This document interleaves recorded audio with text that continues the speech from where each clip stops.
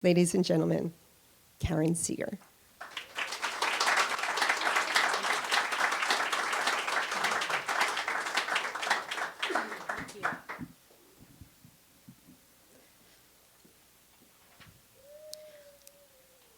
It was 10:30 at night on September 11, 2001. I had walked down the stairs from our fifth floor walk-up because I needed to be by myself.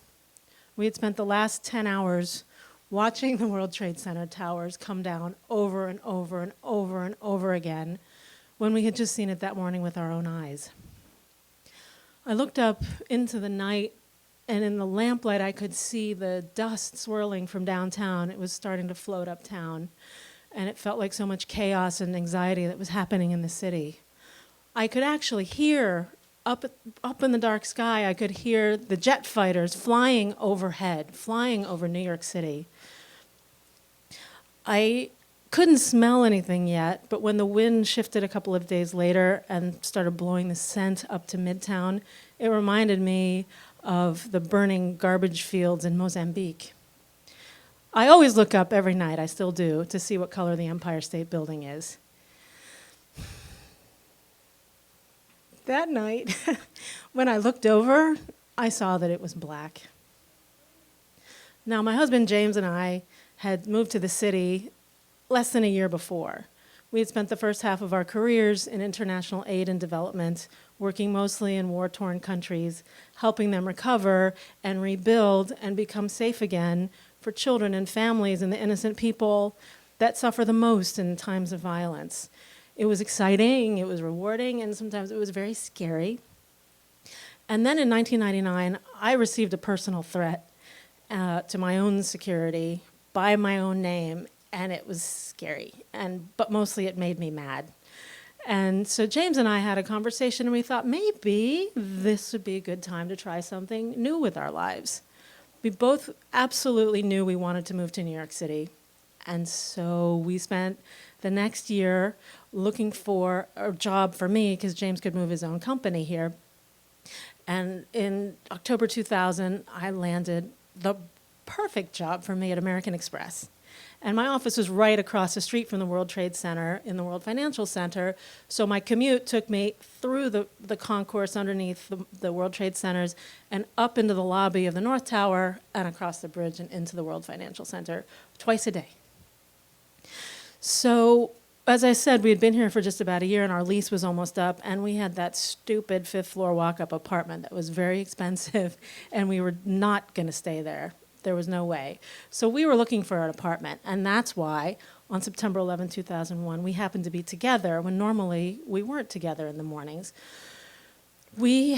Our trip from Midtown down to Soho to see the apartment was of a length that we missed we didn't see the towers get hit. We didn't even know about it. So by the time we emerged on 6th Avenue and Spring Street, both of the towers were already on fire. We looked up at them, and of course, just none of it made any sense, and we didn't even know what was going on or what was happening. But we stayed and we watched with everybody else as the South Tower leaned slightly and then came back up and then came crashing down in 11 seconds. Now, people ask me if I felt it because it registered as a 2.4 on the Richter scale at Columbia University in Harlem. I didn't feel it. People said, "Did you hear it? It sounded like a hurricane or a freight train." I didn't hear it. All I heard was screaming. And as I heard that, I saw people collapse to the ground. Their knees gave way, just out of the sheer shock of what we were watching. And I saw people drop their morning coffees splattering on the sidewalk, and I saw people drop their sodas, and my knees gave out. My knees gave out, and luckily I was next to James, and I fell into him, and he caught me, and he took me by the shoulders, and he said, "You're okay." And that's when I realized that the screaming I was hearing was coming from me. So we took a moment and we got our breath back, and nobody was saying anything because we didn't know what to say. But we started to talk, and we realized that whatever happened to that one single tower that was left standing but burning. We couldn't bear to see what happened to it because there was a possibility that it could fall, however unlikely that seemed. And we said, let's just get out of here. So we turned to walk north into the NYU area in the village because Flight 93 was still missing. We didn't know it hadn't crashed in Shanksville yet. And we wanted to stay where the buildings were low in the city. So we walked over and we started walking towards NYU when we heard the screaming again. Only this time, it wasn't me. By this time, I dare say that every single television on the planet was tuned into what was happening in Lower Manhattan. And so when the screaming stopped, it was probably every single person in the world screaming with us. And so, of course, we turned to look, and we saw the North Tower come crashing down in 12 seconds. And when it was done, the clouds were still in the sky, and the fires were coming up, but we didn't know what to do. How do you know what to do? But we did know two things. We knew that the world had just changed, and we knew that we were at war. We also knew, trust me, the irony of our moving to New York City for safety and security and then ending up in the middle of a terrorist attack and the largest attack on U.S. soil was an irony that was not lost on us, but we wouldn't think about that until a few days later. We made our way back up 8th Avenue with everybody else, trudging away and uptown and out into the boroughs and back up into our apartment. And the next morning, we kind of wanted some comfort food, so we got down and we walked over to our nearby diner, and we walked in just in time for the line chef to come out and say, "We're out of eggs, everybody. We've got waffles, we've got pancakes, we are out of eggs." And we said, "We're out of eggs." And that's when you really get a sense that you live on an island. When the bridges are closed and the tunnels are closed, there are no trucks bringing eggs or anything else into the city.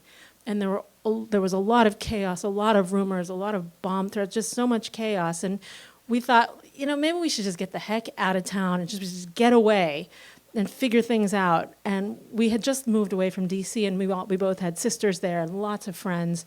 So we rented what I believe was the last car in New York City, and we grabbed a bag and we raced over to 59th Street. And as we were filling out the form to rent the car, the radio that was playing started airing a story about a rumor of a car bomb up on the 59th Street bridge right overhead. So we just grabbed the keys and we hopped in the car and we just took off down to Washington, D.C. We arrived 4 hours later into the arms of our sisters and all of our friends, and we spent that night telling each other our stories of New York and the Pentagon and crying and drinking as much wine as we needed to drink that night. And over the next couple of days, we started breathing again and started feeling the shock and horror sort of ease its way out of us. And on the third day, we turned on the television again. And what we saw was something quite remarkable. What we saw was the outpouring of love and affection and help coming to New York City from all over the world. There were truckloads full of respirators for the first responders who were breathing in the dust and debris.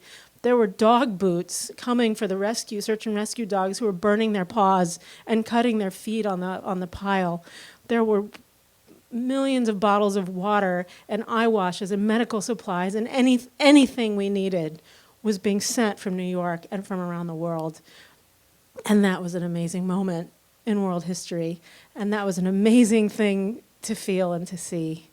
And that's when James and I looked at each other and we said, "It's time to go home."